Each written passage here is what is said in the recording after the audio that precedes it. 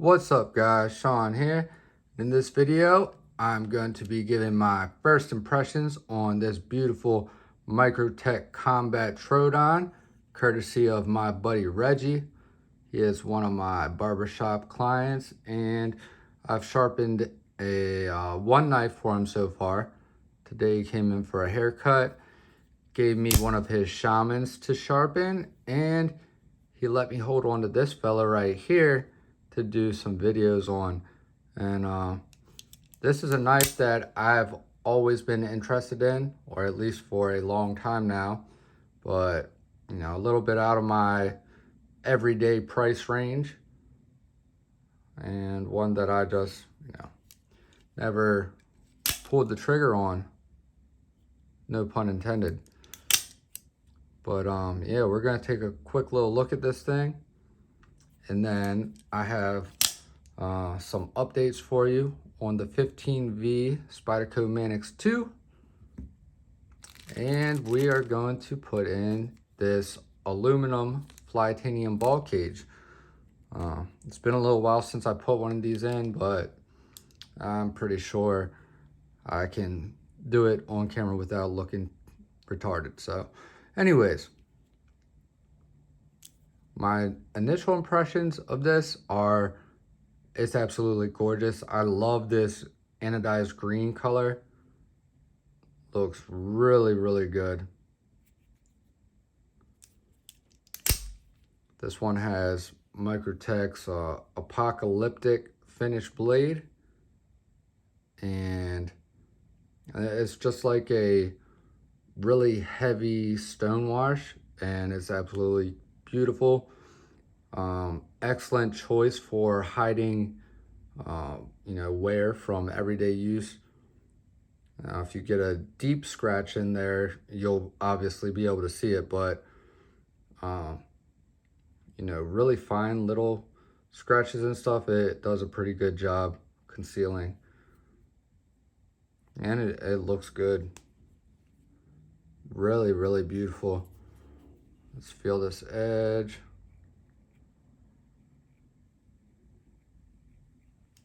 There's a little bit of sharpness to it. I wouldn't call it sharp.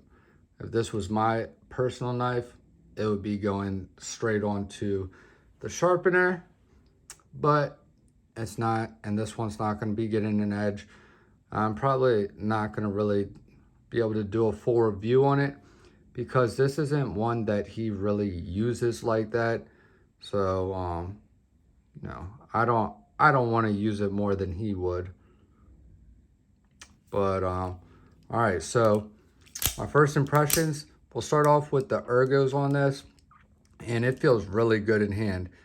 Feels a heck of a lot better than the Ultratech. The Ultratech is really skinny, about half the width of this, and it's a neutral grip. It's not bad, it's not good. It doesn't really feel like you're holding a knife. This, on the other hand, it feels like you are feels like you are holding a full-size knife in your hands. That's, you know, the handle width is comparable to, you know, other full-size pocket knives. So little bump out right here, have some milling, some cutouts, no like really sharp edges, no hot spots. Feels really good. Have a extra large milled or machined firing switch. That feels really good. The action on it is good. It's not too tight of a spring, but just like you know, pretty much every other Microtech that I've tried, it does take a decent little bit of force. I would say out of all of them, this is probably the best OTF Microtech action that I've felt. But I mean, still plenty of room for improvement.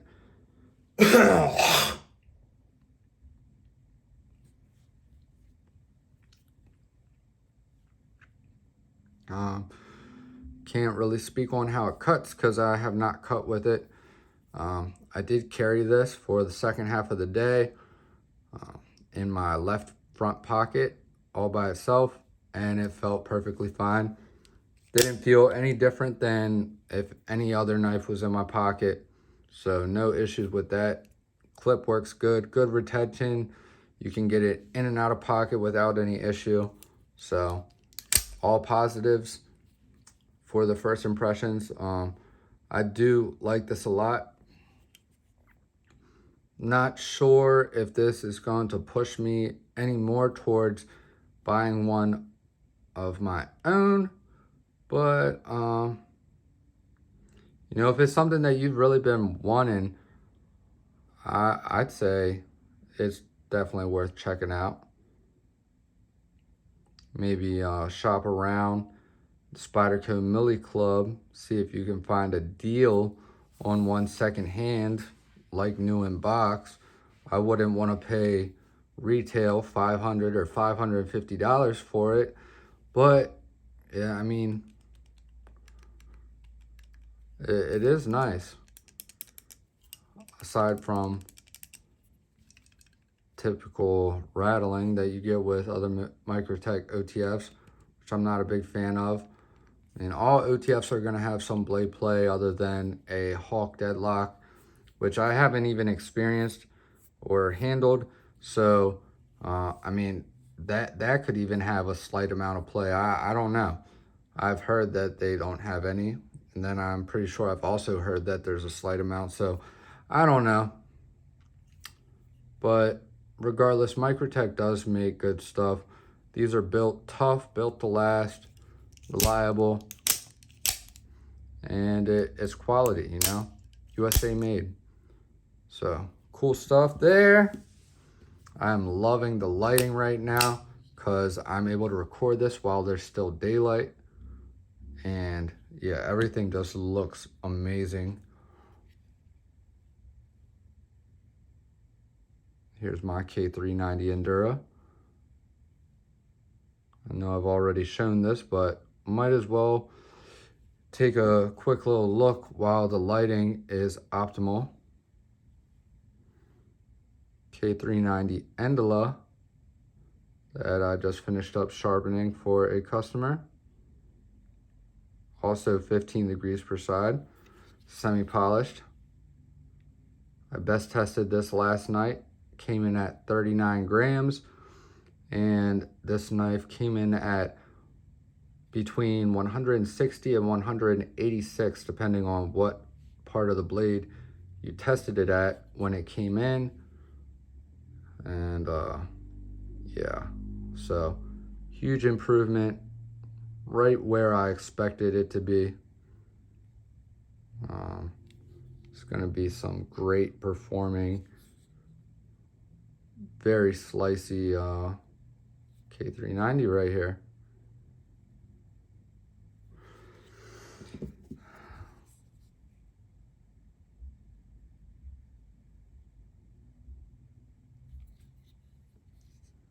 BENCHMADE 550-1 sheep's foot griptilian, CPM-15V blade steel, 17 degrees per side. Also semi-polished, except I stopped at F240 instead of F400 like I typically do.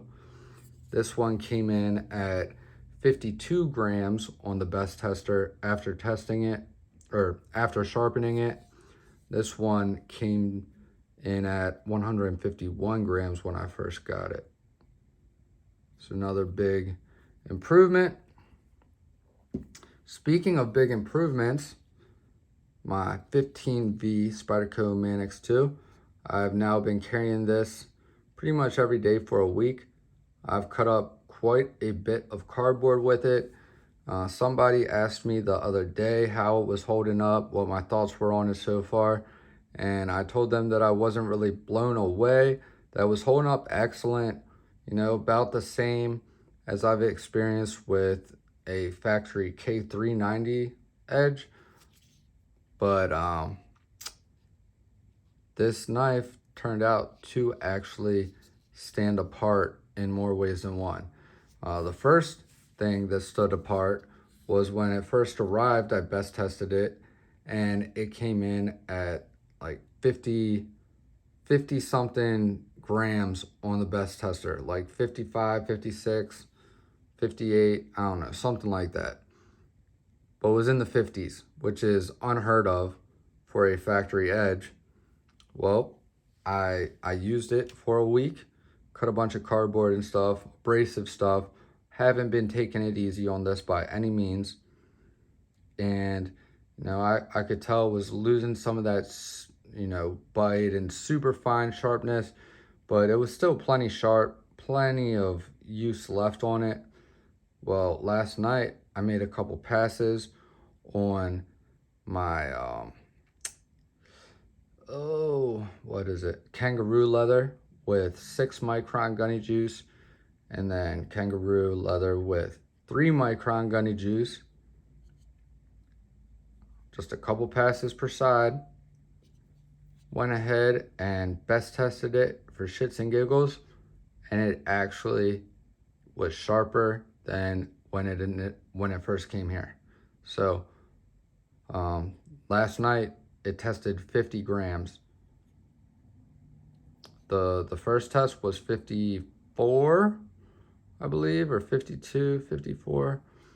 Second test, 50 grams, which is in fact sharper than when I first took it out of the box, which wouldn't be a surprise if I took it out of the box and stropped it. Of course it's going to get sharper, but to use it for a week, cut a bunch of cardboard and stuff, then strop it a couple passes, and then test it again and it be sharper than initially, that's pretty impressive to me.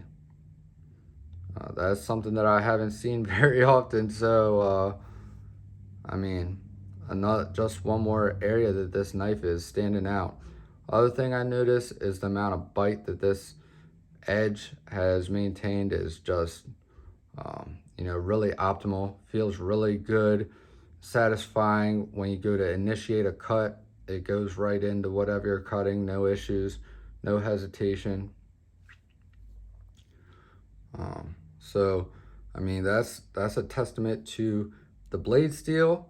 It's a testament to the heat treat, testament to Spyderco, testament to Sean, Big Brown Bear, Triple B, and also it's a testament to Scott Gunn for creating such a superior stropping abrasive diamond emulsion. His Gunny Juice polycrystalline diamond emulsion. It's a testament to him for making a product that's so amazing. So just, I mean, aside from the fact that I'm using the world's best stropping abrasive, I'm still impressed. And I mean, I can't say that I'm like blown away, because I've been seeking to find, you know, the best blade steels and, you know, with good heat treats and all that stuff and best performance. And I've been sharpening for a long time, so I've been experiencing insane cutting performance and edge retention and stuff for a good while now. So it's not enough of a difference compared to, say, one of my knives in K390 that I put an edge on that has lasted pretty much indefinitely, but it's still pretty amazing for a knife, you know, right out of the box without a precision professional edge. That is pretty much unheard of performance. So really loving this, and the looks are really growing on me. The only thing I switched so far was I swapped out the silver clip with a black clip, and I have a special clip coming for this. I ordered the Rips Garage Tech, one of their milled clips, the one that kind of comes to a point. and I ordered the DLC coated one because I like black clips on my knives. If you can't tell, black clip, black clip, black clip. Something about black clips, I just like it. And that clip was $60. I found out after I had ordered it that they had just had an end of the year sale, 15% off, and I just missed it by 2 days. So the guy that my buddy in the Millie Club that I was talking to, he said I should email them and that he thought that they would honor it. And I said, you know, I don't want, I'd feel like a jerk or whatever, or that'd be rude. You know, I don't want to ask for anything. He was like, I don't think there's anything rude about it. He's like, you know, just say blah, blah, blah. So I emailed them. They reached right back out to me and said, yeah, absolutely, we can do that. And asked for my order number. And immediately after, they refunded 15% back, which ended up being $9. So, and this was a couple of days after their sale had already ended. They honored it. All I had to do was reach out to them, and that is, you know, that speaks a lot about them as a company. I've heard from several other people that Rips Garage Tech, that they are good people, and I can see why they would say that now. So, I mean, aside from the fact that they make excellent products, that was really nice, you know. And I said in the email that it's absolutely fine if you know, you can't honor the discount or whatever, or the sale. I completely understand. And they're like, no, it's fine. We got you. So shout out to Rips Garage Tech. Can't wait to get that clip and install it on this bad boy. But in the meantime, I have something else I've been waiting for, which it feels like it's been an eternity because I ordered it the same day I got this knife. And I ordered it on Amazon. We're used to getting things in 1 to 2 days from Amazon. Well, this took a full week. So I was anxiously tracking nonstop for the past week, waiting for this ball lock. On my first Manix 2 I ever owned, the plain S30V version, which I've never shown on this channel because I actually sold it before I ever started the channel. But I had the titanium ball cage and carbon fiber scales and titanium milled clip, all kinds of stuff, all the way decked out. And yeah, so I've experienced it before, but it was just a plain silver. This one is actually aluminum, so it's cheaper than the titanium, and it is red. And if you guys have been watching my channel, obviously you know how much I love red, and I think this is gonna look absolutely sick. A little pop of color in there, and probably just keep the rest of this looking the same, besides the fact that the clip is gonna be the milled titanium clip, but it's still gonna be black. I think that will look really good on this knife right here. So this one's actually getting a little bit long, so I'm gonna go ahead and cut this video short, and I will start a new video and show you guys the installation of this. So anyways, that's it for this one, guys. Thank you for watching. I love you guys. Jesus loves you. Stay tuned, and I'll see you guys in the next one. Peace.